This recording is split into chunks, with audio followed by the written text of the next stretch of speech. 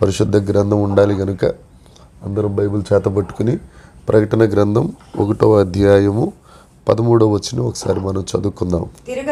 తిరుగగా 7 సువర్ణ దీపస్తంభములను ఆ దీపస్తంభముల మధ్యను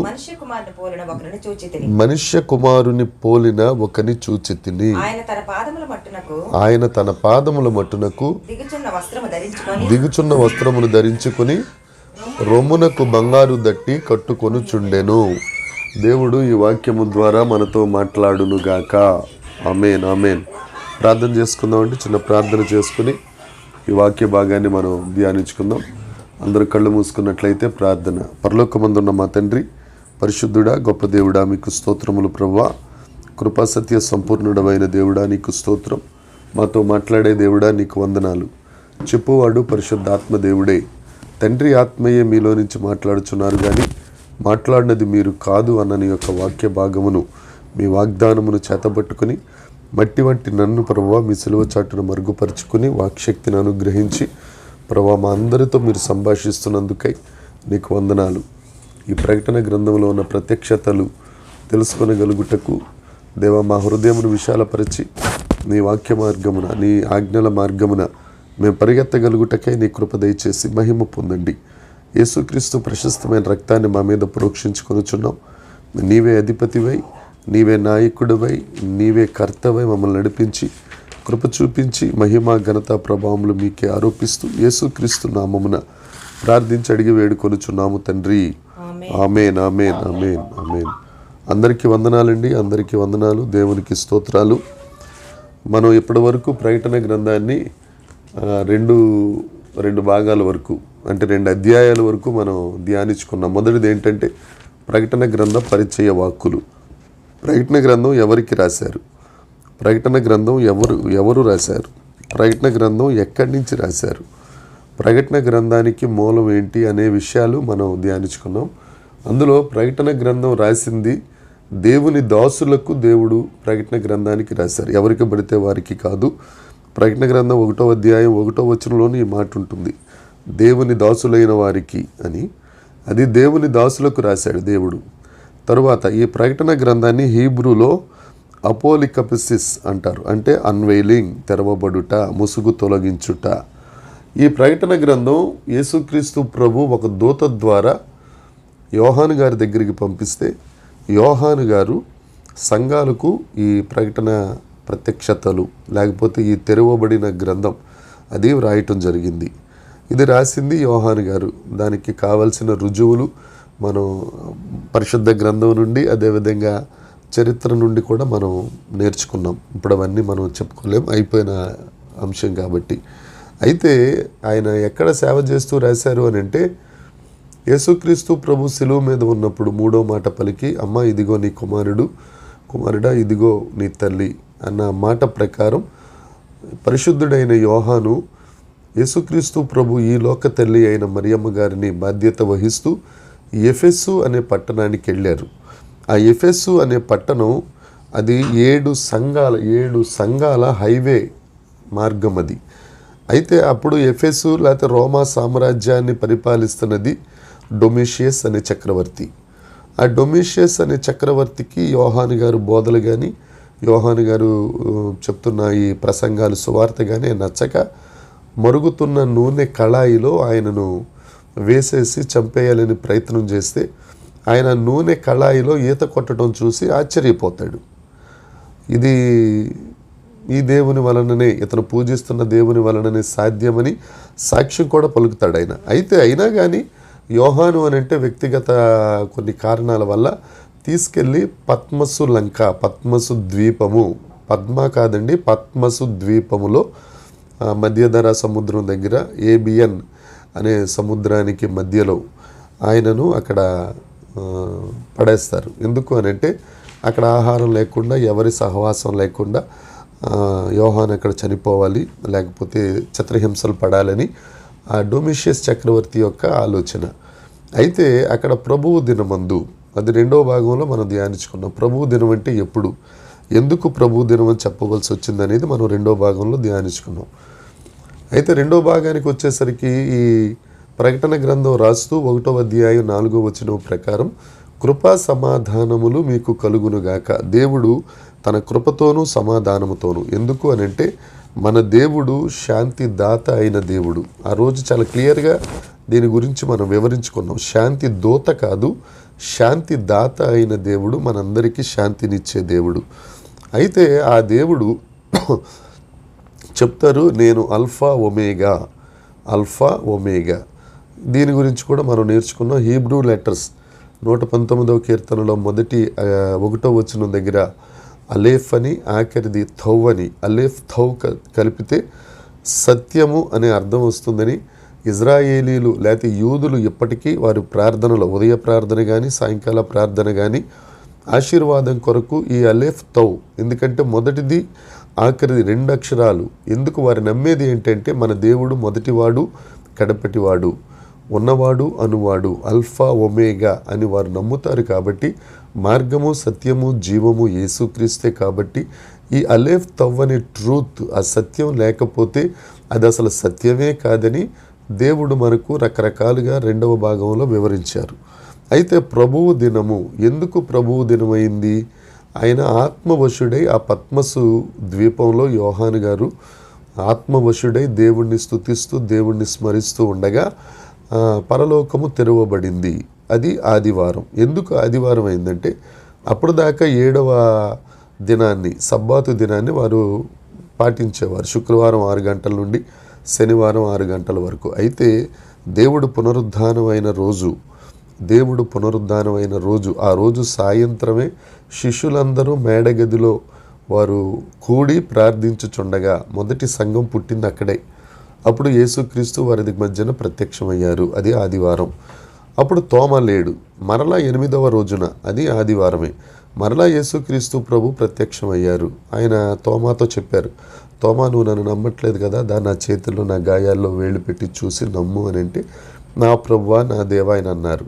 తర్వాత పెంతెకోస్తు కూడా ఆదివారమే వచ్చింది. ఆ రోజు కూడా పెంతెకోస్తు, ఎందుకంటే పస్కా పండుగ నుంచి 50వ రోజు చూసుకుంటే ఆ 50వ రోజు ఆదివారం వస్తుంది. కాబట్టి సంఘస్థాపన, నూతన నిబంధన సంఘస్థాపన జరిగింది పెంతెకోస్తు దినాన్న, కాబట్టి అది కూడా ఆదివారపు రోజే. ఇక కోత పండుగ చూసుకుంటే కోత పండుగ వచ్చేది కూడా ఆదివారమే వస్తుంది. ఏమంటే దాని గురించి కావాల్సిన డిస్క్రిప్షన్స్ అన్నీ మనం విన్నాం. తర్వాత ఆఖరిగా పోయిన గురువారం మనం ధ్యానించుకున్నది, ఆయన 7 సువర్ణ దీపస్తంభముల మధ్యన నిలుచుండెను. 7 సువర్ణ దీపస్తంభముల మధ్యన. సువర్ణ దీపస్తంభానికి యేసుక్రీస్తు ప్రభువుకి మధ్యన ఎటువంటి మధ్యవర్తి లేరు. ఆయన 7 సువర్ణ దీపస్తంభములు. సువర్ణము మేలిమి బంగారము, అది విలువ కలిగింది. బంగారు పరిశుద్ధతకు సాదృశ్యం, వెలుగుచున్నది, ప్రకాశించుచున్నది. అంటే సంఘం యేసుక్రీస్తు ప్రభువుకు దగ్గరగా ఉన్నప్పుడు అది విలువ కలిగిందిగా ఉంటుంది, అది పరిశుద్ధంగా ఉంటుంది, అది ప్రకాశింపబడేదిగా ఉంటుంది. తరువాత ఆ 7 దీపస్తంభముల మధ్య ఉన్న యేసుక్రీస్తు ప్రభువుకి దీపస్తంభానికి మధ్యన ఎవరు అయ్యగారు కానీ అమ్మగారి నామమున మేము ప్రార్థన చేస్తున్నాం, అమ్మగారు మా గురించి యేసు ప్రభువుకి చెప్పండి, అయ్యగారు మా గురించి యేసు ప్రభువుకి చెప్పండి, ఇలాంటి మధ్యవర్తిత్వం లేదు. ఆనాడు అనుకున్నాం, ఒకవేళ మరి దైవజనులకి ప్రార్థన చేస్తున్నారు కదంటే దైవజనులు ప్రార్థనా సహవాసం, ప్రార్థనా సహకారం అందించవచ్చు. అంతేగాని చచ్చిపోయిన వాళ్ళ పేర్లు పెట్టి యేసు ప్రభువుకి మా గురించి రికమెండేషన్ చేయండి అనే రికమెండేషన్స్ యేసుక్రీస్తు ప్రభువు దగ్గర చెల్లవు. ఇక్కడ వరకు ధ్యానించుకుని మనం ఆపాం. ఈ దినమున ప్రకటన గ్రంథం 1వ అధ్యాయం 13వ వచనం దగ్గర నుంచి మనం ప్రారంభించుకుందాం.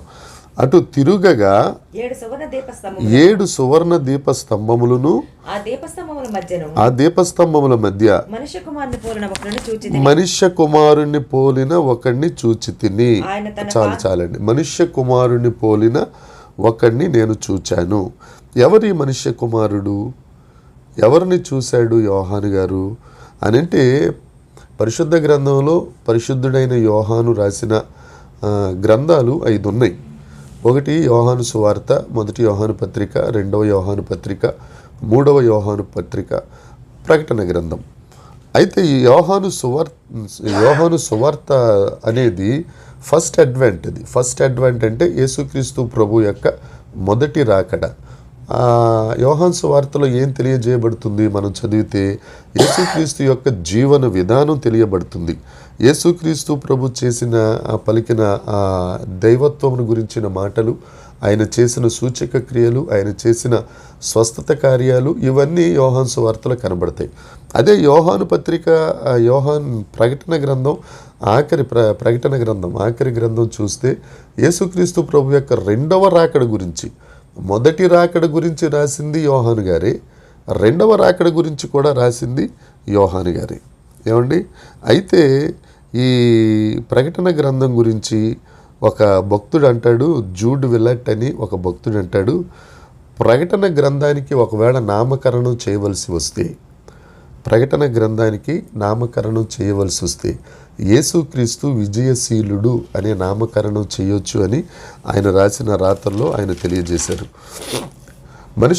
అక్కడ యోహాను గారు 1:13 ప్రకటన గ్రంథం 1:13 చెప్పిన మాట ఏంటంటే, నేను మనుష్య కుమారుణ్ణి చూచి తిని ప్రభువు దినమందు ఆదివారమందు ఆయన ఆత్మవశుడై ఆ పరలోకంకెళ్ళగానే ఎవరిని చూశాడు? యేసు ప్రభువుని చూశాడు. ఇది ఎంత నిరీక్షణ కలిగే మాట అంటే మనం కూడా ఆత్మవశులమై ఉన్నప్పుడు, మనము కూడా దేవుని ఆత్మతో నింపబడి, ఆత్మతో నడిపించబడి, ఆత్మ ప్రకారం మనం బ్రతుకుతున్న ఎడల మన పరలోకానికి వెళ్ళగానే, ఆ పరలోకం తెరవబడగానే మనం మనుష్య కుమారుడు యేసుక్రీస్తు ప్రభువుని చూస్తాం. దేవునికి స్తోత్రం కలుగునుగాక. అపోస్తల కార్యాలు 7వ అధ్యాయం 56వ వచనం. ఆ 7వ అధ్యాయంలో కూడా ఒక ఆయన ఉంటాడు, ఒక హీరో. ఆయన పేరు స్టెఫెన్. ఆ స్టెఫెన్ కూడా ఏమంటాడంటే 7వ అధ్యాయం 56వ వచనం చదువుదాం. అపోస్తల కార్యం. ఆకాశం తెరవబడుటయు మనుష్య కుమారుడు దేవుని కుడిపార్శ్వమున కూర్చుండుటయు నేను చూచు తిని. ఆయన 4 జీవులు, దూతలు, రకరకాలు ఇవేవి చూడలేదు. ఆకాశం తెరవబడింది, మనుష్య కుమారుని చూసేశాడు. ఆయన సంఘము చేత నియమించబడిన, పరిచర్యలో నియమించబడిన వ్యక్తి, ఆయన ఎన్నుకోబడిన వ్యక్తి. ఆయన అక్కడ ఉన్న అపోస్తలులకు సహాయం చేస్తూ, అంతేకాదు ఆయన అవకాశం ఉన్నప్పుడల్లా సువార్త ప్రకటిస్తూ ఆయన యొక్క జీవనాన్ని గడుపుతున్న వ్యక్తి. ఆయనను సౌలు గారు రాళ్లతో కొట్టి చంపాలని అనుకున్నప్పుడు ఈయన ఇక్కడ చెప్తాడు, యేసుక్రీస్తు ప్రభు నిలబడి ఉండుట. యేసు ప్రభు నిలబడున్నారట. సింహాసనాసీనుడైన వాడు, ఆ మనుష్య కుమారుడు నిలబడ్డాడు అని అంటే తన బిడ్డల యొక్క రాకడను వెల్కమ్ చెప్తున్న దేవుడు అండి మన దేవుడు. మనల్ని చూస్తే కనీసం ఏ వ్యక్తి నిలబడ్డు, కానీ ఎన్నిక లేని పనికిరాని పాపులమైన మనలను తన రక్తము చేత కడిగి ఆయన మన రాకడను వెల్కమ్ చేస్తూ మనం వస్తున్నప్పుడు ఆయన నిలబడి స్వాగతిస్తున్న గొప్ప దేవుడు యేసుక్రీస్తు ప్రభు. అక్కడ యోహాను గారు అంటాడు, మనుష్య కుమారుణ్ణి చూచి తిని. పోయిన భాగంలో మనం చెప్పుకున్నాం, ఏది కూడా ఒక వచనాన్ని పట్టుకుని మనం నిర్ధారణకు రాకూడదు. మనుష్య కుమారుడు పరలోకపు ద్వారము తెరవగానే మనుష్య కుమారుడిని చూస్తామనేది 2 రెఫరెన్స్లు మీకు ఇక్కడ చూశాను. కాబట్టి ఇది సత్యము. పరమందు యేసుక్రీస్తు ప్రభువును మనము గుర్తించగలము. దేవునికి స్తోత్రం కలుగునుగాక. ఆయన చెప్పిన మాటలు సత్యము, యేసయ్య సత్యము, మనం పూజిస్తున్న దేవుడు సత్యం. దేవునికి స్తోత్రం. రకరకాల ప్రజలు రకరకాల మాటలు మాట్లాడవచ్చు, కానీ మనకు పరిశుద్ధ లేఖనాలే మూలం. అయితే మనుష్య కుమారుడు అంటే ఏంటి అనేది మనం కొన్ని మాటలు నేర్చుకుందామండి. యేసయ్యను చాలాసార్లు మనుష్య కుమారుడు అని 4 సువార్తల్లో మనం చూస్తాం. అంతేకాదు యేసుక్రీస్తు ప్రభువు కూడా తనకు తాను మనుష్య కుమారుడిగా పరిచయం చేసుకున్నాడు. దేవుని కుమారుడు, మనుష్య కుమారుడు. ఆయన 100% దేవుని కుమారుడు, 100% మనుష్య కుమారుడు. ఈ దేవుని కుమారుడు అన్న తర్వాత కొంతమంది చిన్న మెదడు చితికిపోయిన వాళ్ళు ఏమంటారంటే, ఈయన దేవుడు కాదు, దేవుని కుమారుడు అంటే దేవుని కంటే కాస్తంత తక్కువ అని కొంతమంది ఏదేదో వ్యాధులు చేస్తుంటారు. అక్కడ దాకెందుకు, యెహోవా సాక్షులని ఒకరున్నారు, వారు ఏకంగా సపరేట్ బైబిల్ రాసుకున్నారు. మన యోహాను సువార్త 1వ అధ్యాయం 1వ వచనంలో ఏముంటుంది? ఆదియందు వాక్యం ఉండెను, ఆ వాక్యము దేవుడై ఉండెను అని మనకుంటుంది. అదే యెహోవా సాక్షులు చదివే బైబిల్ ఏమనుంటుందంటే, ఆదియందు వాక్యం ఉండెను, ఆ వాక్యము ఒక దేవుడై ఉండెను అని ఉంటుంది. ఏ గాడ్, ది గాడ్ అని ఉండరు, ఏ గాడ్ అంటారు. ఏ గాడ్కి ది గాడ్కి తేడా ఏంటనేది నేను ముందు చెప్తానండి, కంగారు పడద్దు. అయితే ఈ మనుష్య కుమారుడు అనే మాట ఈ 4 సువార్తల్లో లేకపోతే ప్రకటన గ్రంథంలో కలుపుకుంటే 88 సార్లు ఉంటుంది మనుష్య కుమారుడు. ఈ మనుష్య కుమారుడు అనేది అది ఆయనకు ఒక బిరుదు, ఒక టైటిల్, అంతేగాని మనిషికి పుట్టాడు కాబట్టి మనుష్య కుమారుడు ఇది కాదు. ఎవరికి వారు రకరకాల ఇంటర్ప్రిట్ చేయకూడదు. దేవునికి ఉన్న టైటిల్స్లో ఇదొకటి, మనుష్య కుమారుడు అనేది. అయితే ఈ మనుష్య కుమారుడికి ఉన్న లక్షణాలు ఏంటి అని అంటే, ఆయన పరలోకపు మహిమను విడిచిపెట్టి భూలోకానికి సశరీరుడుగా వచ్చాడు. 1 తిమోతి పత్రిక 3వ అధ్యాయం 4వ వచనం. 1 తిమోతి పత్రిక 3వ అధ్యాయము 16వ వచనం. నిరాక్షేపముగా దైవభక్తిని గూర్చిన మర్మము గొప్పదై ఉన్నది. ఆయన సశరీరుడుగా ప్రత్యక్షమయ్యాడు. ఆత్మ విషయమున దీన్ని ఏమంటారంటే హ్యుమానిటీ అని అంటారు. హ్యుమానిటీ. ఆయన సశరీరుడుగా పతనమైపోయిన మనలను, పాపులమైపోయిన మనలను, పరలోక భాగ్యమును పోగొట్టుకున్న మనం మరలా తిరిగి రికన్స్ట్రక్ట్ అవ్వడానికి, పరలోక భాగ్యం అనేది పొందుకోవటానికి, పరలోక వారసులుగా మనం ఉండడానికి దేవుడు సశరీరుడిగా మనుష్య కుమారుడిగా వచ్చాడు. అలాగని చెప్పి ఆయన మరియమ్మకు యోసేపుకు పుట్టినవాడా అని అంటే యోహాను సువార్త 8:58లో ఒక మాట ఉంటుంది, నేను అబ్రహాము కంటే అబ్రహాము పుట్టక ముందే ఈయన ఉన్న దేవుడు. దేవునికి స్తోత్రం. అది ఆయన నిత్యత్వం గురించి తెలియజేయబడుతుంది. అబ్రహాం ఎప్పుడున్నాడండి? యేసుక్రీస్తు ప్రభువుకి 2000 సంవత్సరాల ముందు, అప్పటికే ముందున్న దేవుడు ఈయన. మనుష్య కుమారుడు అంటే ఎప్పుడో కొత్త నిబంధనలో జాగ్రత్తగా మత్తయి సువార్త 2వ అధ్యాయంలో పుట్టిన ఆయన కాదు ఈయన. మనుష్య కుమారుడు అనేది ఒక టైటిల్. ఆ లెక్కకు వస్తే యెహెజ్కేలు గ్రంథంలో నరపుత్రుడా, యెహెజ్కేలు గురించి నరపుత్రుడా అని 93 సార్లు రాసి ఉంటుంది. నరపుత్రుడా అంటే ఏంటి? మనుష్య కుమారుడా అని అర్థం. అలాగని చెప్పేసి యెహెజ్కేలుకి యేసుక్రీస్తు ప్రభువుకి తేడా లేదంటే బోర్డంత తేడా ఉంది. ఎందుకు అని అంటే యెహెజ్కేలు సన్ ఆఫ్ మ్యాన్, ఇంగ్లీష్లో చెప్పుకోవాలంటే సన్ ఆఫ్ మ్యాన్. అయితే యేసుక్రీస్తు ప్రభు is the son of man, son of god. అర్థమవుతుందండి? ఇప్పుడు నా భార్యకు నన్ను భర్త అనుకున్నారనుకోండి, సురేష్ ఈజ్ ద హస్బెండ్ అని చెప్తారు. Suresh is the husband. Suresh అనే ఆయన ఆమె భర్త. అలా కాకుండా సురేష్ ఈజ్ ఏ హస్బెండ్ అన్నారనుకోండి, చాలామంది భర్తల్లో ఇతను ఒక భర్త, వేరే అర్థం వచ్చేస్తుంది. యెహెజ్కేలు ఏ సన్ ఆఫ్ మ్యాన్, యేసుక్రీస్తు ప్రభు ఈ ద సన్ ఆఫ్ మ్యాన్, లేకపోతే సన్ ఆఫ్ గాడ్. అర్థమైంది అనుకుంటానండి.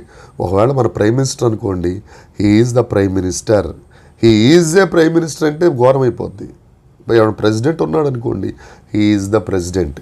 అంటే మనుష్య కుమారుడు అనే మాటకు ఎందుకు మనుష్య కుమారుడిని చూచి తిని అని అక్కడ రాయబడి ఉందంటే, ఆయన హ్యుమానిటీ గురించి, సశరీరుడిగా ఆయన భూలోకానికి వచ్చారు కాబట్టి. రెండవది ఆయన తగ్గింపు, ఆయన సాత్వికము, ఆయన దీనత్వాన్ని మనుష్య కుమారుడు అనేది సూచిస్తూ ఉంది. హ్యూమిలిటీ, ఆయన తగ్గింపును. ఎందుకంటే సృష్టికర్త అయిన దేవుడే సృష్టిగా మార్చబడ్డాడండి. ఇక అంతకంటే అది ఎంత అర్థమిచ్చే మాట చూడండి. సృష్టికర్త అయిన దేవుడు మనలను సృష్టిగా చేశాడు. ఆ సృష్టిగా చేసిన మనకలాగా ఆ సృష్టికర్త అయిన దేవుడు సృష్టిగా మార్చబడ్డాడు. ఎందుకంటే ఆయనకున్న తగ్గింపు, ఆయనకున్న దీనత్వం, ఆయనకున్న సాత్వికం. ఆ మనుష్య కుమారుడిగా వచ్చి మన కొరకు నరకయాతన అనుభవించి ప్రాణాన్ని పెట్టి ఆ విమోచన క్రయధనము చేత మనల్ని కొనుక్కున్న దేవుడు. లూకాసు వార్త 9వ అధ్యాయం 58వ వచనం ఒకసారి చదువుదాం. అందుకు యేసు నక్కలకు బొరియలున్నాయి, నివాస స్థలం ఉంది, మనుష్య కుమారుడికి తలదాల్చుకోవటానికి స్థలం కూడా లేదు. ఏమండి, అంతగా తగ్గించుకున్నాడండి 33.5 సంవత్సరాలైనా. ఎందుకోసం అంటే నీ కోసం, నా కోసమే. ఏమండి, పశువుల తొట్టులో పుట్టాడండి ఆయన. చాలామంది అంటారు పశువుల తొట్టులో పుట్టాడు కానీ పశువుల శాలలో పుట్టలేదట. విచిత్రం కదా. ఏమండి, పశువుల తొట్టి ఎక్కడ ఉంటుంది? పశుశాలలో ఉంటుంది.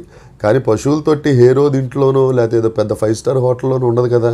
కొంతమంది అంటారు యేసుక్రీస్తు ప్రభు పశువుల తొట్టులో పుట్టాడు, పశుశాలలో పుట్టలేదు అనేది పిచ్చి పిచ్చి మాటలు. పశువుల తొట్టిలో పుట్టాడు. ఆ పశువుల తొట్టి కూడా అద్దే, ఆయనది కాదు, అది ఎవరిదో. తరువాత ఆయన మరణించిన తరువాత ఆయన సమాధిలో పెట్టబడ్డారే, అది అరిమతే యోసేపు సమాధి, అది కూడా అదే. ఇంతగా తగ్గించుకున్న దేవుడు ఒక మనిషి కొరకు ఇంతగా తగ్గించుకున్న దేవుడు యేసుక్రీస్తు ప్రభు కంటే ఎవరున్నారండి? ఆ దేవుడిని చూశాడు. మనుష్య కుమారుణ్ణి నేను చూచి తిని. మత్తయి సువార్త 11వ అధ్యాయం 19వ వచనం. మనుష్య కుమారుడు తినుచును త్రాగుచును వచ్చెను మనుష్య కుమారుడు తింటా తాగుతూ వచ్చాడు కాబట్టి ఇదిగో వీడు తిండిబోతు మద్యపాని సుంకర్లకును పాపులకును స్నేహితుడని వారు అనుచున్నారు. ఎందుకంటే వీళ్ళు అడ్జస్ట్మెంట్ భక్తిది. వీళ్ళ దేవతలందరూ సురాపానం చేస్తారు కాబట్టి ఏదో రకంగా ఆ రంగు ఈయనకు కూడా పులిమేద్దామని ఆయన పాపులతో స్నేహం చేశాడు. అలాగని చెప్పి పాపం అంటని దేవుడు, ఆయన లిమిట్స్ ఏంటో ఆయనకి తెలుసు. లోకాసు వార్త 7వ అధ్యాయంలో పరిసయ్యుడి ఇంటికి ఆయన వెళ్ళారు. పరిసయ్యుల ఫీలింగ్ ఏంటంటే ఆ పరిసయ్యులు మేమే నీతిమంతులు అనుకుంటారు పరిసయ్యులు. ఆయన ఇంటికి వెళ్ళిన తర్వాత పాపాత్మురాలైన స్త్రీ వచ్చింది. ఆవిడ గురించి మనందరికీ తెలుసు. పరిసయ్యుడు లోపల అనుకుంటున్నాడంట హృదయంలో, మనసులో, ఏంటి యేసుక్రీస్తు ప్రభువుకి పాపాత్మురాలని తెలీదా? మనం కదా నీతిమంతులు, ఆవిడ నీతిమంతురాలు కాదు కదా అని రకరకాల మాటలు మాట్లాడుకుంటూ ఉంటే అప్పుడు దాకా యేసుక్రీస్తు ప్రభు నేను కాళ్ళు కడుక్కోవడానికి నీళ్ళు ఇవ్వలేదు, నా తలకు నూనె రాయలేదు, ఇవేం అనలేదు. చాలా కామ్గా ఉన్నారు. ఎందుకంటే ఆయనకి తెలుసు ఇవన్నీ. ఆ చివరాఖరికి చూస్తే ఆ పాపాత్మురాలు పశ్చాత్తాపపడి దేవుని కుమార్తె అయిపోయింది. ఈయన మాత్రం అలాగే ఉండిపోయాడు. కాకపోతే అక్కడ ఆయన తెలుసుకోవాల్సింది ఏంటి అని అంటే అందరూ పాపులు అన్న సంగతి ఆయన మిస్ అయ్యాడు. పరిసయ్యుడు నేను నీతిమంతుడిని అనుకున్నాడు, మిగతా వాళ్ళందరూ పాపులు అనుకుంటారు. ఇప్పటికీ వాళ్ళకి అదే. కానీ అందరూ పాపులు అనే సంగతి రోమాపత్రికలో మనకు తెలియజేస్తుంది. దేవుని మహిమను పొందలేక, ఏమంటే ఆయన మహిమను చూడలేక అందరూ పాపులై ఉన్నారు. మనుష్య కుమారుడిగా రావటానికి కారణం ఏంటంటే ఆయన యొక్క హ్యుమానిటీ చూపడానికి, రెండవది ఆయన హ్యూమిలిటీ చూపించడానికి, మూడవది ఆయన యొక్క దైవత్వం, ఆయన యొక్క డివినిటీ చూపించడానికి. ఇక్కడ జాగ్రత్తగా వినడమ్మా, ఒక మంచి మాట ఇక్కడ మనం నేర్చుకుందాం. దానియేలు గ్రంథం 7వ అధ్యాయం 13వ వచనం ఒకసారి చదువుదాం. దానియేలు రాత్రి కలిగిన దర్శనమందు నేను ఇంకా చూచుచుండగా జాగ్రత్తగా వినండి, ఆకాశ మేఘారూఢుడై మనుష్య కుమారుని పోలిన ఒకడు వచ్చుట ఆ మహావృద్ధుడగు వాని సన్నిధిని ప్రవేశించి ఆయన సముఖమునకు తేబడెను. 7వ అధ్యాయం 13వ వచనం. ఆకాశ మేఘారూఢుడై మనుష్య కుమారుణ్ణి పోలిన మెస్సయ్య వచ్చుట నేను చూచి తిని. ఇప్పటికీ యూదుల నమ్మకం దానియేలు గ్రంథం 7వ అధ్యాయం 13వ వచనం. అయితే ఇదే వాక్యాన్ని వాళ్ళు నమ్ముతారు. ఇప్పుడు పశువుల పాకలో యేసుప్రభుని ఎందుకు నమ్మట్లేదంటే ఆయన పశువుల పాకలో పుట్టారు, మరియకు పుట్టారు, ఇవన్నీ నమ్మట్ల. దానియేలు గారు రాసిన 7వ అధ్యాయం 13వ వచనమే ఆకాశ మేఘారూఢుడే రావాలి మెస్సయ్య, ఆయన వస్తాడు అని వాళ్ళు ఇప్పటికీ ఎదురు చూస్తున్నారు. అయితే యేసుక్రీస్తు ప్రభువుని సిలువ వేసిన తరువాత మొదట ప్రధాన యాజకుడి దగ్గరికి తీసుకెళ్లారు, తరువాత పిలాతు దగ్గరికి తీసుకెళ్లారు, తర్వాత హేరోద్ దగ్గరికి తీసుకెళ్లారు, మళ్ళీ పిలాతు దగ్గరికి తీసుకొచ్చారు. ఈ ప్రధాన యాజకుడి దగ్గర ఉన్నప్పుడు ఒక మాట చదువుదాం. ఈ దానియేలు గ్రంథం 7వ అధ్యాయం 13వ వచనం గుర్తుంచుకోండి. ఆకాశ మండలమందు మేఘారూఢుడై మనుష్య కుమారుడు వచ్చుట, అది గుర్తుపెట్టుకోండి. మత్తయి సువార్త 26వ అధ్యాయము 63వ వచనం ఒకసారి చూద్దాం. 63, 64, 65. అందుకు ప్రధాన యాజకుడు ఆయనను చూచి నీవు దేవుని కుమారుడవైన క్రీస్తువైతే ఆ మాట మాతో చెప్పుమని జీవం కలిగిన తోడని ఆనబెట్టుచున్నాడట ఈయన. అసలు ఆకాశము భూమి ఒట్టు పెట్టుకోద్దురు అబ్బాయి అంటే ఈ ప్రధాన యాజకుడు గారు, ఆ యాజకుడి గారి పేరేంటో మీ అందరికీ బాగా తెలుసు. అయ్యగారి పేరు కైప. ఆయన గారు అంటాడు, జీవం కలిగిన దేవుడి మీద ఒట్టు పెట్టేస్తున్నాను నీకు అని అన్నప్పుడు యేసుక్రీస్తు ప్రభు మాట మాట్లాడుతున్నారు. ఏమని చదవండి.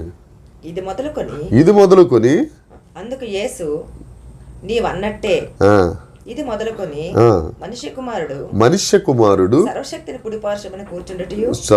కుడిపార్శ్వమున కూర్చుండుటయు ఆకాశ మేఘారూఢుడై వచ్చుటయు మీరు చూతురని చెప్పగా దేవునికి స్తోత్రం. దానియేలు గ్రంథం 7వ అధ్యాయం 13వ వచనం చెప్పాడు ఇక్కడ యేసుక్రీస్తు ప్రభు. ఈ మాట చెప్పగానే ఎక్కడ లేని కోపం వచ్చేసింది కైప ప్రధాన యాజకుడికి. ఏం చేశాడు ఆయన? ప్రధాన యాజకుడు తన వస్త్రం చింపుకొని వస్త్రాలు చింపేసుకున్నాడట. వీడు దేవదూషణ చేసెను. దేవదోషం చేశాడు. మనకి సాక్షులతో మనకి సాక్షులతో పని లేదు. ఇదిగో ఈ దోషణ మీరు ఇప్పుడు విన్నారు. చాలండి. వస్త్రాలు చింపేసుకున్నాడు ప్రధాన యాజకుడు. ప్రధాన యాజకుడికి ఉండాల్సిన లక్షణాలు ఉంటాయి. లేవియాకాండం, సంఖ్యాకాండం, నిర్గమకాండ గ్రంథాల్లో ఉంటాయి. ప్రధాన యాజకుడు అన్నవాడు ఈ పనులు చేయకూడదు. అందులో ఒకటి వస్త్రాలు చింపుకోకూడదు, రెండవది గట్టిగా అరిసి ఏడవకూడదు. ఈ రెండు చాలా ప్రాముఖ్యమైనవి. యేసుక్రీస్తు ప్రభువు ఆకాశ మేఘారూఢుడే మనుష్య కుమారుడు వస్త్రాన్ని చూడంగానే ఈ రెండు చేయకూడని పనులు చేసేసాడు ఈ ప్రధాన యాజకుడు. ఎప్పుడైతే వస్త్రం చింపుకున్నాడో, ఎప్పుడైతే గట్టిగా అరిచాడో, ఇక ఆయన ప్రధాన యాజకుడిగా ఉండడానికి పనికిరాడు. దేవుడు ఒక మనిషి చేత ఏమి చేపించినా అది చాలా చాలా చాలా చాలా కరెక్ట్. అది మనం అనుకుంటాం ఏదో చేసేస్తున్నాం, ఏదో అయిపోతుంది, లేకపోతే దేవుడు పట్టించుకుంటలేదు, రకరకాల మాటలు అంటాం. కానండి దేవుడు మన ద్వారా కానీ తన నమ్మిన వారి ద్వారా కానీ ఆయన ఏది చేసినా కరెక్టే చేస్తాడు. ఎందుకంటే అసలు ప్రధాన యాజకుడు, బలి అయిపోతున్న ప్రధాన యాజకుడు, పస్కా బలి పశువు అయిపోతున్న ఆయన ఎదురుగుండా ఉన్నాడు ఆ ప్రధాన యాజకుడు. ఇట్టి ప్రధాన యాజకుడు మనకి సరిపోయిన వాడు. ఏమండి, అసలు ప్రధాన యాజకుడు మనం ఉండగా నాతో పని ఏంటని వస్త్రం చింపేసుకుని గట్టిగా అరిసి నేను ప్రధాన యాజకుడు కాదు బాబు అని వెళ్ళిపోయాడు ఆయన. అర్థమవుతుందండి? పరిశుద్ధ గ్రంథం సత్యవేద గ్రంథం. పరిశుద్ధ గ్రంథం గ్రంథ రాజ్యం. దేవునికి స్తోత్రం. ఏమండి, ఆయన ప్రధాన యాజకుడు. దేవునికి మహిమ కలుగునుగా. ఈ మనుష్య కుమారుడు తన దైవత్వం గురించి చెప్పడానికి మనుష్య కుమారుడు అనే బిరుదు ఆయనకి ఇవ్వబడింది. ఆయన యొక్క తగ్గింపు గురించి, ఆయన సశరీరుడుగా ఇక్కడికి రావటం గురించి. ఇంకో కొలసి 2:9 చదువుదాం. కొలసి 2:9. ఏలయనగా దైవత్వము యొక్క సర్వ పరిపూర్ణత క్రీస్తునందు ఉన్నది. ఏమండి, ఈయన దైవత్వము కలిగిన వాడు. ఆ 1వ శతాబ్దంలోనండి దైవ కుమారుణ్ణి అంటే పెద్ద పట్టించుకోరు, కానీ మనుష్య కుమారుణ్ణి అంటే మాత్రం ఒప్పుకోరాళ్ళు. ఈయన మనుష్య కుమారుడు, నేను మనుష్య కుమారుణ్ణి అని చెప్పారు. ఆయన మనుష్య కుమారుడు. ఆ మనుష్య కుమారుడికి ఉన్న లక్షణాలు మనం చూసాం. ఇప్పుడు మరొకసారి ప్రకటన గ్రంథం 1వ అధ్యాయం 13వ వచనం ఒకసారి చదువుదాం. తిరుగగా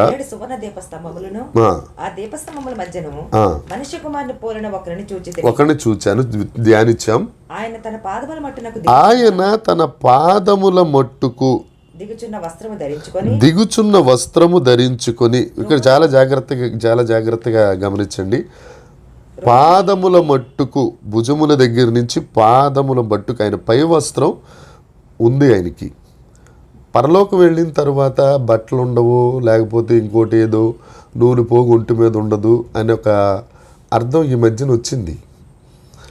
పౌలు గారు అంటారు 2 కొరింథీ పత్రిక 5వ అధ్యాయంలో, పరలోకి వెళ్ళిన ప్రతి ఒక్కరూ మహిమ వస్త్రమును ధరిస్తారు. వస్త్రాలు ఉంటాయి. యేసుక్రీస్తు ప్రభువు కూడా ఇక్కడ ఉంది కదా, చదువుకున్నాం కదా, పైనుండి పాదముల మట్టుకు దిగుచున్న వస్త్రము యేసయ్య వస్త్రము. అది ఎంత విలువైన వస్త్రం, ఎంత సొగసైన వస్త్రం. ఏదైనా క్రిస్మస్ పండుగ కానీ ఏదైనా పండుగ వచ్చింది అని అంటే మనం బ్రాండెడే కావాలి మనకి వస్త్రాలు. షూస్ బ్రాండెడ్, వస్త్రాలు బ్రాండెడ్, చీర బ్రాండెడ్, ఇవన్నీ బ్రాండెడే కావాలి. కానీ యేసయ్య వస్త్రం అనే బ్రాండ్ మనకుంటే అది ఎంత గొప్పదండి. యోహాను గారికి 2 ఆధిక్యతలు ఉన్నాయండి. సిలువ వేస్తున్నప్పుడు, యేసు ప్రభువుని సిలువ వేస్తున్నప్పుడు సిలువ దగ్గర నిలబడిన వ్యక్తి యోహాను గారు. ఆ సిలువ వేస్తున్నప్పుడు యేసుక్రీస్తు మీద అసలు వస్త్రం లేదు, వస్త్రం తీసేశారు. ఏదో మనకి ఫోటోలో చూపించినప్పుడు అలా వస్త్రం ఉండాలి కాబట్టి కట్టారు, కానీ వస్త్రం తీసేస్తే మరియమ్మ గారు తన వస్త్రాన్ని చింపి ఆ మానాన్ని కప్పింది.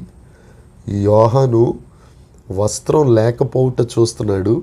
ఈ ప్రకటన గ్రంథం వచ్చేసరికి పైనుండి పాదాల దాకా వస్త్రం ఉండటాన్ని చూస్తున్నాడు. యోహాను పత్రిక, యోహాను సువార్త 19వ అధ్యాయం 24వ వచనం ఒకసారి చదువుదాం. వారు దానిని చింపగా అది ఎవరికి వచ్చునో అని దాని కోసం చీట్లు వేయదమని ఒకరితో ఒకరు చెప్పుకున్నారు. వారు నా వస్త్రములను తమలో పంచుకొని వారు వస్త్రాన్ని పంచేసుకున్నారండి. నా అంగీ కోసం చీట్లు వేసుకున్నారు. ఎక్కడుంది లేఖనం? 22వ కీర్తన 18వ వచనం, కీర్తనల గ్రంథం 22వ కీర్తన 18వ వచనం. నా వస్త్రములు వారు పంచుకొనుచున్నారు. దావీదు గారు రాసిన కీర్తన అండి. యేసుక్రీస్తు ప్రభువుకి 1000 సంవత్సరాల ముందు రాశారు ఈ కీర్తన. ఆ దావీదు గారు రాస్తూ అంటారు, నా అంగీ కొరకు చీట్లు వేయుచున్నారు, నా అంగీ కొరకు చీట్లు వేస్తున్నారు, నా వస్త్రములు వారు పంచుకొనుచున్నారు, నా వస్త్రాలు వాళ్ళు పంచుకున్నారు అని ఆ ప్రవచనం ఈ యోహాను సువార్తలో నెరవేరినప్పుడు యోహాను గారు అక్కడ ఉన్నారు. మొదటి శతాబ్దంలోనండి ఎవరినన్నా ఒక వ్యక్తిని సిలువేస్తే ఆ వ్యక్తి మీద ఉన్న షర్ట్ ఒకళ్ళు తీసుకుంటారు, కింద ప్యాంట్ కానీ ఇంకోటి కానీ ఏదో అదొకటి తీసుకుంటారు, లేదా పైన టోపీ ఉంటే అదొకటి తీసుకుంటారు. ఒక్కొక్క ఆ సిలువ వేయబడే ఆ వ్యక్తి మీద ఏమైతే ఉన్నాయో ఒక్కొక్కళ్ళు పంచుకుంటారు. ఒకవేళ నిలువు టంగి ఉందనుకోండి, వాళ్ళు ఏం చేస్తారంటే చీట్లు వేసుకుంటారు. అయితే యేసుక్రీస్తు ప్రభు అంగీ లేకుండా ఎందుకున్నారు, లేకపోతే ఆయన అంగీని కూడా వీళ్ళు ఎందుకు చీట్లు వేసుకున్నారు అని అంటే, వస్త్రం లేకుండా ఎందుకు ఆయన సిలువ భరించారు అని అంటే, నీకోసం నా కోసమే. మనం ఆ పరలోకం వెళ్ళినప్పుడు ఆ నిలువు టంగి పాదాల మట్టుకు ఉన్న ఆ వస్త్రం మనం ధరించాలని, పాపం చేత పాపపు వస్త్రాన్ని కప్పుకుని దిగంబరత్వాన్ని కనుపరుచుకుంటున్న నీ కొరకు ఆయన ప్రాణం పెట్టడమే కాక, ఆయన దిగంబరి అయి మనల్ని వస్త్రాలు కలిగిన వాడిగా చేయుట కొరకు ఆయన వస్త్రాలు వారు చింపారు, చీట్లు వేసుకున్నారు. ఏమండి, ఈ సువార్త రాసింది యోహానే, ప్రకటన గ్రంథం రాసింది కూడా యోహానే. సువార్తలో వస్త్రం లేకుండా చూశాడు, ప్రకటన గ్రంథం 1వ అధ్యాయం 13వ వచనంలో వస్త్రము కలిగి ఉన్న యేసుక్రీస్తు ప్రభువుని చూశాడు. దేవునికి స్తోత్రం కలుగునుగాక. ఎంత గొప్ప భాగ్యం అండి ఆయనకి. అయితే జర్మనీలో టైర్ అనే ఒక మ్యూజియం ఉంది. ఆ మ్యూజియంలో కుట్టు లేని గార్మెంట్, లేకపోతే సీమ్లెస్ గార్మెంట్, కుట్లేని వస్త్రం ఒకటి చాలా ప్రఖ్యాతిని ఉండిందండి. అది ఎందుకు అది ఆ జర్మనీలోనే ఉంది అని అంటే, క్రీస్తు శకం 325, 326, 327 ఈ సంవత్సరాలు క్రైస్తవ చరిత్రకు మరుపురాని సంవత్సరాలు. ఎందుకనంటే కాన్స్టెంట్ అనే ఒక రోమా చక్రవర్తి అతను క్రైస్తవత్వాన్ని లీగలైజ్డ్ చేశాడు, చట్టబద్ధమైందిగా చేశాడు. ఎందుకు ఈ కాన్స్టెంట్ అన్న ఆయన క్రిస్టియానిటీని లీగలైజ్ చేశాడు అని అంటే, తన తల్లి సెయింట్ హెలీనా అన్న ఆవిడ యేసుక్రీస్తు బోధలకు ప్రభావితమైంది. ఆవిడ ప్రభావితం అవటమే కాదు, ఆ రోజుల్లోనే 325వ సంవత్సరంలోనే ఆవిడ అక్కడి నుంచి ఇజ్రాయేలుకు వచ్చి, యేసుక్రీస్తు ప్రభు యొక్క బోధలు, యేసుక్రీస్తు ప్రభు తిరిగాడిన ప్రదేశాలు, యేసు ప్రభు పుట్టిన దగ్గర, యేసు ప్రభు బాప్తిజం తీసుకుంది, యేసుక్రీస్తు ప్రభు సిలువ వేసింది, యేసు ప్రభు ఆరోహణమైంది, ఇవన్నీ తిరిగి 80 చర్చిలు కట్టిందండి ఆవిడ. 80 చర్చిలు, రోమన్ ఆవిడ. ఏమండి, ఆవిడ ఇన్ఫ్లుయెన్స్ వల్ల కాన్స్టెంట్ ఏం చేశాడంటే క్రైస్తవత్వాన్ని లీగలైజ్ చేశాడు. ఆవిడ కట్టిన చర్చిల్లో 80 చర్చిల్లో అతి ముఖ్యమైనది చర్చ్ ఆఫ్ నేటివిటీ. అది చాలా పెద్దది. అంటే నేను చూడలేదులేండి, చదివిన దాన్ని బట్టి చెప్తున్నాను. మీరు ఎప్పుడు చూశారు పాస్టర్ గారు నన్ను అడగొద్దు. చాలా పెద్ద కెథడ్రల్, అది చాలా పెద్ద చర్చి. అయితే దాని ద్వారం చాలా చిన్నది. 4 అడుగులున్న వ్యక్తి కూడా తలదించుకుని లోపలికి వెళ్ళాలి. ఎందుకు అంత చిన్న ద్వారం పెట్టిందంటే ఆవిడ, ఈ కెథడ్రల్ చూడడానికి ప్రపంచం నలుమూలల నుంచి వస్తారు. ఈ చర్చిలోనికి ఎవరు వెళ్ళినా కానీ తల వంచుకుని లోపలికి వెళ్ళాలన్న ఉద్దేశంతో ఆ చిన్న ద్వారాన్ని పెట్టింది ఆవిడ. చూడండి ఎంత తెలివి కలిగిందో.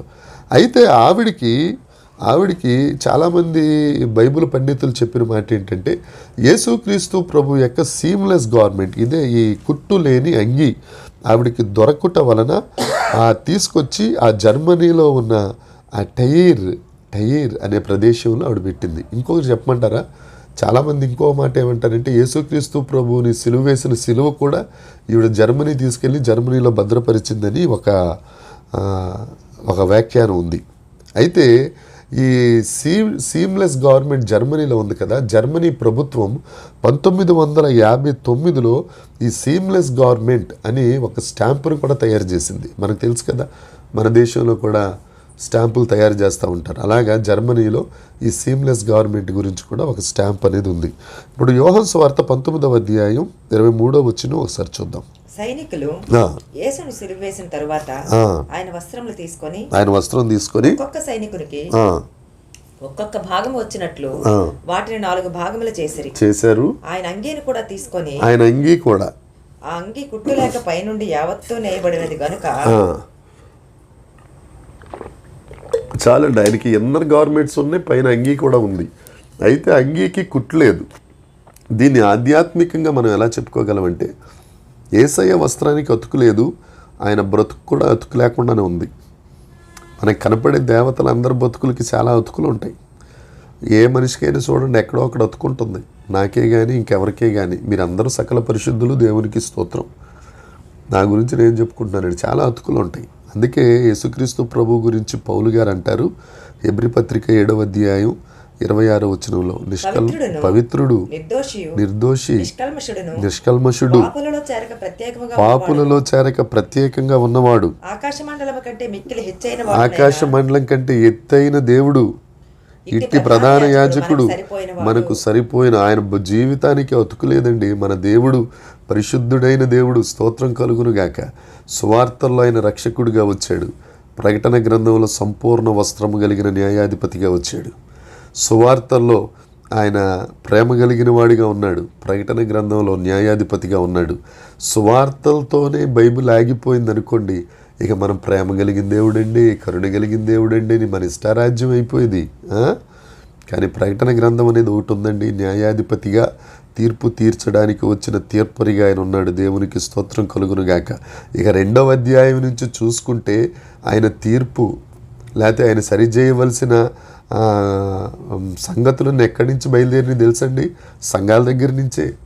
రెండవ అధ్యాయం దగ్గర నుంచి మనం ధ్యానించుకుంటాం కదా. ఇక రేపటి నుంచి సంఘాలు, ఎఫ్ఎస్సి సంఘం దగ్గర నుంచి లవోదేకియా వరకు సంఘాలకు ఎందుకు అని అంటే పేతురు గారు రాస్తారు దానికోసం. పేతురు పత్రిక 4వ అధ్యాయం 17వ వచనం, దేవుని నానా విధమైన కృప విషయమై మంచి గృహ నిర్వాహకులై ఉండి ఒక్కొక్కడు కృపావరం పొందిన కొలది ఒకరికొకడు ఉపచారం చేయుడి. 1వ పేతురు పత్రిక అండి మేడం గారు, 4వ అధ్యాయం 17వ వచనం. తీర్పు విశ్వాసుల గృహం దగ్గర నుంచే ప్రారంభించినట్లయితే అని ఉంటుందండి. 4:17 నేను చదువుతున్నానండి. తీర్పు దేవుని ఇంటి యొద్ద ఆరంభమగు కాలము వచ్చి ఉన్నది, అది మన యొద్దనే ఆరంభమైతే దేవుని సువార్త కవిదేలైన వారి గతి ఏమవును? ఇప్పుడు 3 పిల్లలు ఉన్నారండి, పెద్దోడు, నడిపోడు, ఆఖరోడు. ఈ 3కి తల్లి ఒక పని చెప్పింది, స్కూల్కి వెళ్ళి జాగ్రత్తగా తిరిగి రండిరా అని. ఏమంటే వీళ్ళు తిరిగి వచ్చేటప్పుడు ఇష్టానుసారంగా వచ్చారనుకో, తల్లి ఎవరిని కొడుతుంది? పెద్దోడిని కొడుతుంది. ఎందుకని అంటే వాళ్ళు చిన్నపిల్లలరా, నువ్వు పెద్దోడు కదా, నువ్వన్న బుద్ధి తెచ్చుకుని వాళ్ళు జాగ్రత్తగా తీసుకురావాలి కదరా అని. ఇప్పుడు యేసుక్రీస్తు ప్రభు తెలిసిన వారిదికే తీర్పు తీర్చామనుకో, తెలియని వాళ్ళ సంగతిగా ఎలాగో మనం ఆలోచించుకోవచ్చు. కాబట్టి దేవుని యందు ప్రియమైన వారులారా, తీర్పు మన దగ్గరే స్టార్ట్ అవుతుంది. దేవుని రాకడకు మనం సమీపంగా ఉన్నాం. ఆయన తీర్పు నా ఇంటి దగ్గరే స్టార్ట్ అయిందనుకోండి, నేను ఎంతవరకు నిలబడగలను? నా కుటుంబం ఎంతవరకు నిలబడగలదు? ఇదే ప్రశ్న మీరేసుకోండి. ఏమండి, ఆయన మొదటి రాకడలో యోహాను సువార్తలో ప్రేమ కలిగిన దేవుడే. ఇప్పుడు ప్రకటన గ్రంథానికి వచ్చాం మనం, ప్రకటన గ్రంథం ధ్యానిస్తున్నాం. ఆయన న్యాయాధిపతిగా ఉంటాడు. ప్రియమైన వారులారా జాగ్రత్త. ఇప్పుడు మన కోర్టులు చూసుకున్నాం అనుకో, జిల్లా కోర్టు ఉంటుంది, హైకోర్టు, సుప్రీంకోర్టుకి అదే. లేదనుకోండి జిల్లాలు దెబ్బలాడుకుంటే ఇది ప్యాటర్న్. దేశాలు దెబ్బలాడుకుంటే ఐసీజే నెదర్లాండ్లో ఉంటుంది. ఐసీజే అంటే ఇంటర్నేషనల్ కోర్ట్ ఆఫ్ జస్టిస్. దేశాలు దెబ్బలాడుకుంటే. ఇప్పుడు కేసులు మాఫీ అయిపోవాలంటే సూట్ కేసులు ఉంటే సరిపోద్ది. కానీ దేవుడు మన దేవుడు తెల్లని వస్త్రమును ధరించిన గొప్ప దేవుడు. ఆయన సుప్రీము. ఆయన దగ్గర ఆ న్యాయపీఠం దగ్గర ఆయన జడ్జిమెంట్ సీట్లో కూర్చుంటే ఇక ఏది ఉండదు. 2 కొరింథీ పత్రిక 5వ అధ్యాయం 10వ వచనం చదువుదాం. 2 కొరింథీ, ఎందుకనగా తాను జరిగించిన క్రియల చొప్పున మంచివైన సరే చెడ్డవైనను సరే వాటి ఫలం ప్రతి వారు పొందునట్లు మనమందరం క్రీస్తు న్యాయపీఠం ఎదుట మనం నిలబడాలి. నువ్వు చేసే ప్రతి పని, నువ్వు మాట్లాడే ప్రతి మాట, నువ్వు చేసే ప్రతి ఆలోచన న్యాయ తీర్పు దగ్గరికి వస్తుంది. అంటే దేవుడు న్యాయాధిపతికి ఆయన దగ్గర ఉండాలి. కృపాసనం మీద ఉన్నారు ఇప్పుడు ప్రస్తుతం. ఇక ప్రకటన గ్రంథంలోకి వచ్చాం కదా, కాబట్టి న్యాయపీఠం గురించి కూడా ఆలోచించండి. జడ్జిమెంట్ వస్తే ఏంటి పరిస్థితి? ఒకసారి ఆలోచిద్దాం. మనుష్య కుమారుడు గురించి ఆలోచించాం, మనుష్య కుమారుడు నిలువు టంగి గురించి ఆలోచించాం. మరలా చదువుదాం. ప్రకటన గ్రంథం 1:13. రొమ్మునకు బంగారు దట్టి, ఆయన రొమ్మునకు బంగారు దట్టి కట్టుకున్నారు. యెషయా గ్రంథం 11:5. అతని నడుమునకు నీతి, సత్యమును నడికట్టుగా ఉండను. ఆయన రొమ్ములకు బంగారు దట్టి కట్టారు అని అంటే ఆయన సత్యము నీతి అయి ఉన్న దేవుడు. ఈ న్యాయాధిపతి సత్య ప్రకారం నీతి ప్రకారం ఈయన తీర్పు తీరుస్తాడు. ఈ డిస్క్రిప్షన్ అంతా 1వ అధ్యాయం 13వ వచనంలో ఈ మనుష్య కుమారుడు, ఈ తెల్లని వస్త్రము, రొమ్ముకు దట్టి, ఇప్పుడు చెప్పబోయే డిస్క్రిప్షన్ అంతా ఒక న్యాయాధిపతికి సంబంధించిన డిస్క్రిప్షనే ఇక్కడ. ఏమండి అంటే భూలోకం మీద ఉన్నప్పుడు మనుష్య కుమారుడు ఒక రకంగా ఉన్నాడు, పరలోకంలో ఉన్నప్పుడు మనుష్య కుమారుడు ఏ విధంగా ఉన్నాడో యోహాను గారు వివరిస్తున్నారు. ఆ రొమ్ముకు కట్టిన దట్టి సత్యము నీతి, తర్వాత నడికట్టుగా ఉండును. అతని తల వెంట్రుకలు కింద వచ్చిన ఉంటుంది చూడండి. బైబిల్ తీయండి మీకు. దేవుని ఆయన తల వెంట్రుకలు తెల్లని ఉన్నిని పోలినవై హిమమంత ధవళంగా ఉన్నాయి. ఇందాక మనం చదువుకున్నాం దానియేలు గ్రంథం 7వ అధ్యాయం 13వ వచనం చదివాం. 9వ వచనంలో ఉంటుంది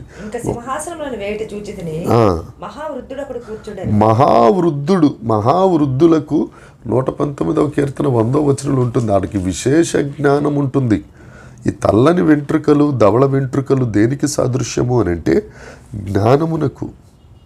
ఏమండి ఆయన జ్ఞానానికి, ఆయన పరిపాలన దక్షతకు, ఆయన తీర్పు తీర్చే తీర్పులకు సాదృశ్యంగా ఉంది ఈ తెల్లని తల వెంట్రుకలు. తర్వాత ఆయన కళ్ళు,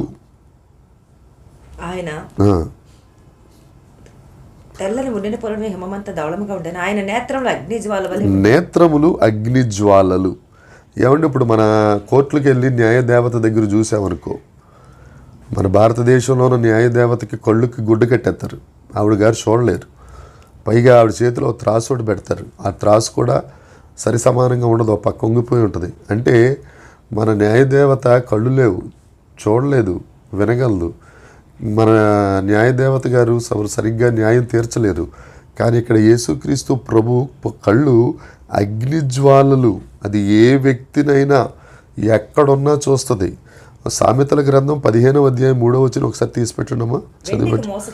వెండికి మోస తగినది, బంగారుకు కొలిమి తగినది. ఈ హృదయాన్ని పరిశోధించి తీర్పు తీర్చేవాడు. ఆయన కన్నులు అగ్నిజ్వాలలై నీ హృదయాన్ని పరిశోధించేస్తుంటాయి. జాగ్రత్త. అందుకే పాస్టర్ గారు ప్రకటన గ్రంథం చదవాలంటే మాకు భయం అంటారు మీరు. దేవుడు ముందుగానే సరిచేస్తున్నాడమ్మా మనల్ని. ఆయన మనుష్య కుమారుడిగా ఆయన హ్యూమినిటీ చూపించాడు, తగ్గింపు చూపించాడు, దైవత్వం చూపించాడు. తర్వాత వస్త్రం గురించి మాట్లాడాడు, నీతి గురించి, సత్యం గురించి, జ్ఞానం గురించి చెబుతూ నీ హృదయాన్ని పరిశోధిస్తా అన్నాడు. తప్పే ఉంది. తర్వాత పాదములు, ఆయన పాదములు కొలిమిలో పుటము వేయబడి,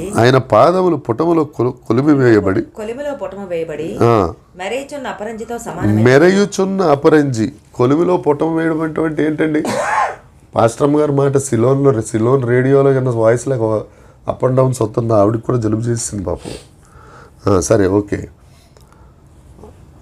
కొలిమిలో పుటము వేయటం అని అంటే పరిశుద్ధపరచబడటం, కల్మషం లేకుండా ఉండటం. అంటే ఆయన తీర్పులు, ఆయన పాదాలు పుటము వేయబడినవంటే ఆయన తీర్పులు పరిశుద్ధంగా ఉంటాయి, కల్మషం లేకుండా ఉంటాయి. ఇక ఆఖరిది ఆయన నోట,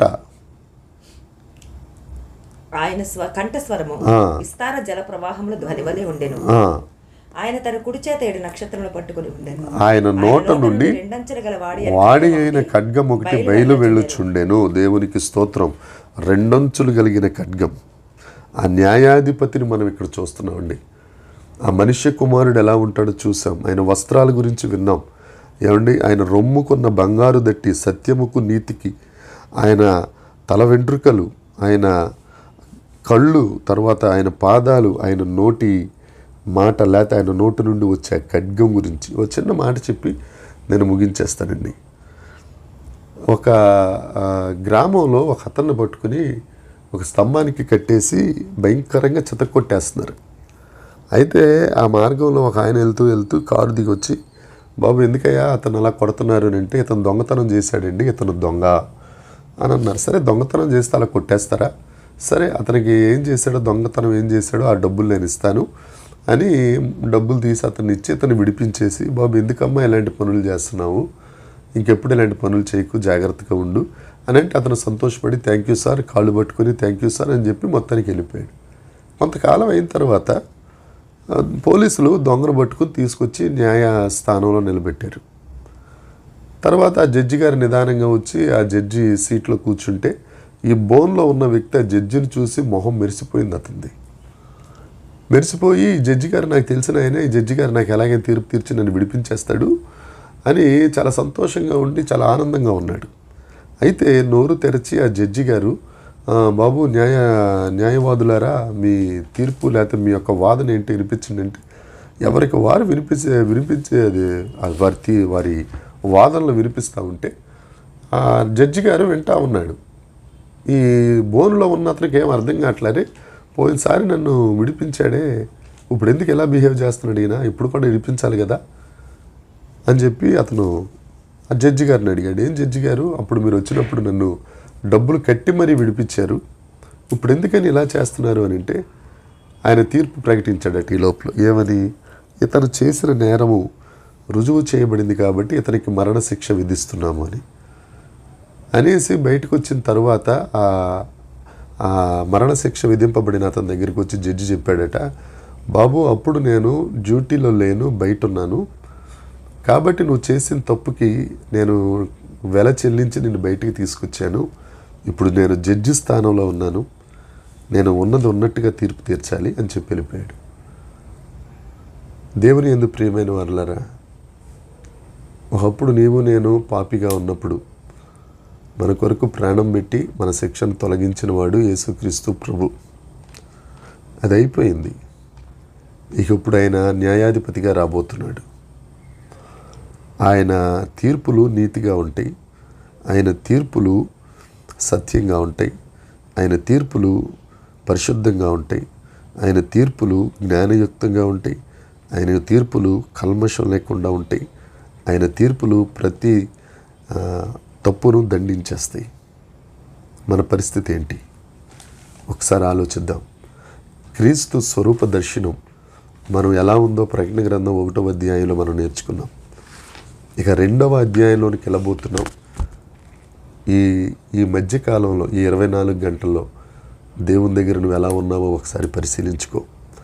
రేపు సాయంత్రం మరలా 8 గంటలకు సంఘాల గురించి మనం ధ్యానించుకునే ముందు సరి చేసుకుందాం. దేవుని దగ్గర వినయ భయభక్తులతో ఉందాం. ఆ దేవుడు కృప చూపించి, ఆ దేవుడు ఈ వాక్యమును మనందరి వినికిడిలో దీవించి ఆశీర్వదించి ఫలభరితము చేయునుగాక. ఆమేన్, ఆమేన్, ఆమేన్.